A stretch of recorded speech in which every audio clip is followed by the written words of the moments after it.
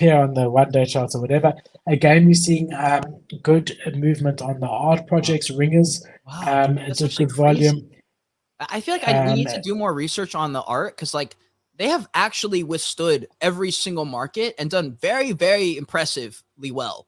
And I don't really understand their brand, and I don't really understand who, why, what, everything is involved in that brand. Do you know anything about it? Like, I don't even know art blocks. I don't even fully understand either. It's like generative art, but I don't quite understand how it is and stuff like that. No, so art blocks is a collection of art NFTs. So the ringers falls under art blocks, right? So basically, it almost was like a launch pad in the beginning for artists. So you could come and you would do it under art blocks. I mean, Chromie Squiggles is, I think, is also under art blocks, if I'm not mistaken. So it's the big umbrella for a lot of different art projects. Not all of them, but a lot of them. So that's really what art blocks came. And it used to be that they would appear under art blocks, so you'd have to go into a section on OpenSea for them, and then they separated all the collections under it. But yeah, I mean that's basically what it is. Remember the Ringers by Dmitry Cherniak? That's the one that sold at Christie's auction for $5 or $6 million. Is that a one of one? The duck, yeah. So it's actually the picture that's yeah, it is a 1-on-1.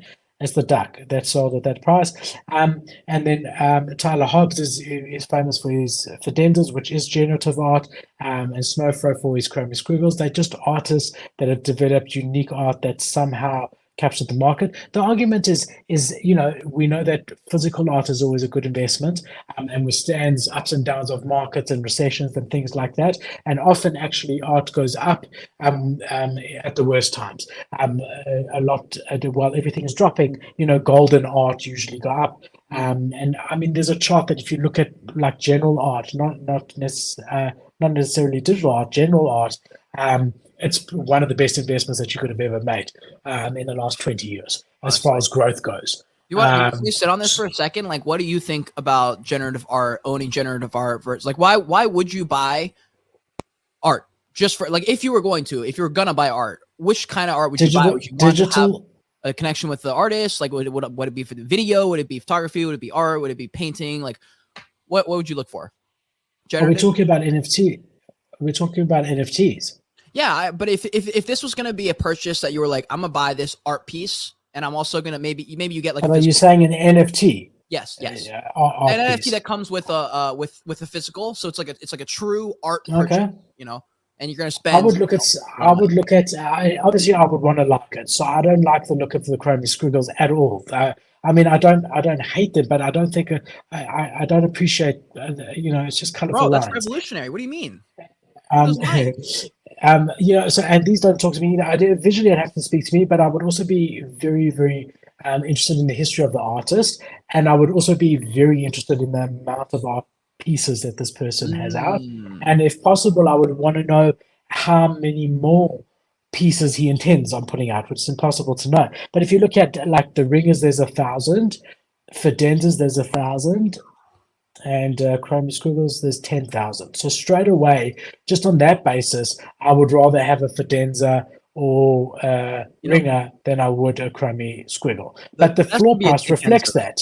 Dekenza would be the best because we both got those already for free. Yeah. Shout out to Dekenza. I haven't seen him for a while, man. The floor price reflects already the collections. So 10 ETH is the floor price for 10,000 for a collection of 10,000, whereas 80 ETH is the floor price for a collection of 1,000, right? So it doesn't completely work out. But for me, I think Ringers out of these three. What if other art was on the table, like artist work that's like, the artist made this, or the artist painted this, or the artist captured this? Like, would you rather have one of those, or would you rather have one of these generative art pieces? And I'm not talking about mainly for say that no matter what you do, you will be able to sell it for more later, and it's expensive. Say they're all flat $25,000. You're gonna be able to sell it for a little bit more later. It will go up in value. Which one would you personally own and why? Because that's the question I'm trying to get to, because I believe that's the core question when you buy art that you have to ask, because you don't know if it's going to go up.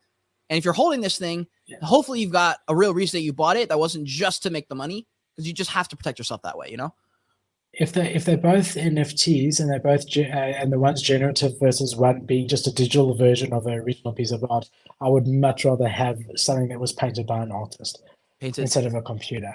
And if you're saying that they're both going to appreciate the same amount and they're both NFTs, so they're both in a way revolutionary, then I would do it. The only pushback is that generative art in and of itself is an innovation, and that might hold historical significance because it's now one of the first generative art ones.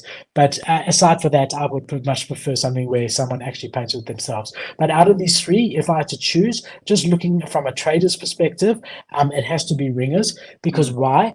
It's the same supply as Fidenzas, right? So 1,000 versus 999. It's half the price than a Fidenza, and there's notable sales. That duck sold for 6 million recently, so you've got high sales in this collection. So I would out of the three that we're looking at in the top 10, no brainer, I would go personally for ringers. Damn, that's interesting. Yeah, I just want to hear your thoughts on it because, like, obviously, I have my own art collections. My supply is a fraction of these. Like, it's literally like less than 100 total, and they're very different styles of art, and they don't have like the hype of like the crowd of Web3 behind them, kind of thing. But they're like, I just know the type of person who buys my kind of art, and that's the kind of art that I also buy. That's why I knew that there would be a small market for my stuff, and I would just be able to flex on them in 10 years, kind of thing. But I just wondered like how people perceive it when they look to buy, when they go to buy, like what are the things they're focusing on? Like for me, I for sure would love like the way I purchased almost every single NFT art piece in the bull run, especially because nobody's making content about it anymore, was just like, yo, I'm making TikToks. I like them. I like their videos. I like their hustle. I like their perspective on things, blah, blah, blah. And then they're like, yo, I have these art pieces. I'm something I really care about. And like, for me, I had that genuine connection as a creator, I think, a content creator. I think that was the bridge for me, was the content creator. It's like the bridge that allowed me to connect with them. And then I looked at their art, and the art was beautiful because they're beautiful. And I love the connection I have with them. And for me, that's the reason why I buy. And that's the reason why I created my collections, because I knew that the community that found me would be that exact same community. And it ended up being exactly that. And the reason I also posed the question was because I don't know what the community looks like in Fidenza. I don't know what it looks like in Art Blocks. All I can say is shout out Art Blocks, because y'all are the reason I was able to talk to Gary V at VCon, because Gabriel hooked me up, and he works over there at Art Blocks. So shout out Art Blocks mainly for that. But I always wondered what the community is, and like who buys these things, and like, are they talking? Are they knowing people because they're expensive? And I always wondered what kind of community is buying these kind of pieces. It's less for community and more for financial gain, and the perception that it will be worth more later at this level. True. Yeah. So, but I would rather have the noble reason that you have for doing it. But at this level, I think it's the speculation. Also, you get very rich people who want to put things in their house that no one else has. And I think in Asia, there's quite a lot of like these interior decorators that people hire to decorate their house, that are pushing the NFT narrative. That look, this is you've got a digital version and a physical one. This is historical. It's going to increase in value. It's the only one. And yeah, I mean, but. The one art project that I absolutely loved the art of, the visual art, was Galaxy Eggs.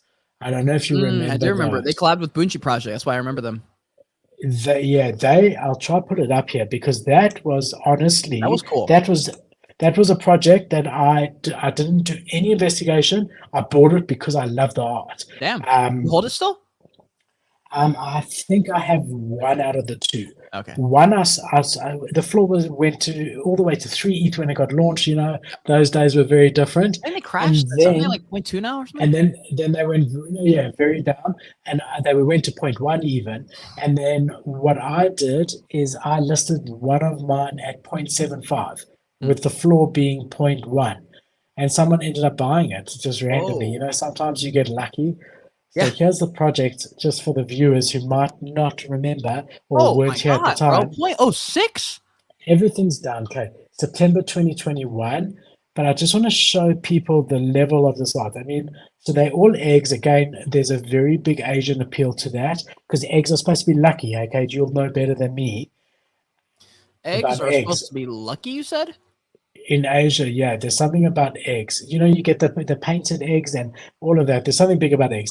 But I mean, I don't know how well people can see this. I didn't know that. It's not showing